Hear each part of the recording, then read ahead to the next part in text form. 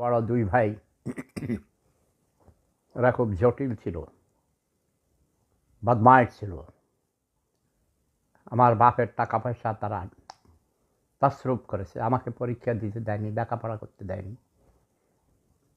Class 7-এ পড়তে নুরু মিয়ারে বিয়ে করাই দিয়েছে, কারণ সে দুষ্ট ছিল। হিন্দু পাড়ার মেয়েদেরকে নিয়ে সে পাট খেতে ঢুকতো, বুঝছো? আমি কিরে মেয়েদেরকে নিয়ে পাট খেতে কেন ঢুকাস? তখন সে আমার মারতো। আমি কাছে আমি মার কাছে কয়ে দেবো, সাদদের কাছে কয়ে দেবো, স্কুলে যাইয়া কয়ে দেবো তুই ঠাকুর বাড়ির মেয়েদেরকে নিয়ে পাট খেতে যাস কেন? ভাই আমার অনেক মারছে রে ভাই। সে আমার থেকে তাগড়া ছিল, স্বাস্থ্য ভালো ছিল, আমারে ঘুষি মারতো, একবার পানিতে ডুবাইয়া আমাকে মেরে ফেলতেছিল। আমি সারা জীবন তীব্র প্রতিবাদ করেছি। ইয়েস, শোনো, 1 বছর পর আমাকে পরীক্ষা দিতে দিয়েছে। আমাকে হাত পাও বেঁধে শিকল দিয়ে বেঁধে রেখেছে, বলেছে আমি নাকি পাগল হয়ে গেছি,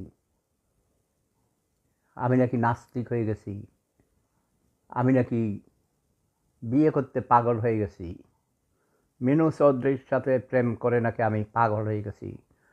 আবার কেউ কয় বেশি লেখাপড়া করে, কারণ আমি ফার্স্ট বয় ছিলাম সব সময়। বলে আমি বেশি লেখাপড়া করতে করতে পাগল হয়ে গেছি, মাথা খারাপ হয়ে গেছে।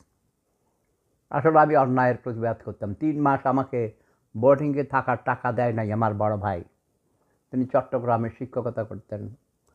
আমার বাপ লন্ডন থেকে টাকা পাঠাইতো তার কাছে। আর একটা ছিল নুরু ভাই, আমার ইমিডিয়েট বড়। এরা দুইজনেই আমাকে ফেলে বিয়ে করে ফেলেছে, বুঝছ? নওয়াজ শরীফ, হ্যাঁ, বড় ভাইয়েরা এমনকি বড় বোনেরাও ছোটদের উপর জুলুম করে, অত্যাচার করে। মা, হ্যাঁ, কানামাছি খেলতো, শুধু শুধু ফাটকাট না, বাড়িতেও।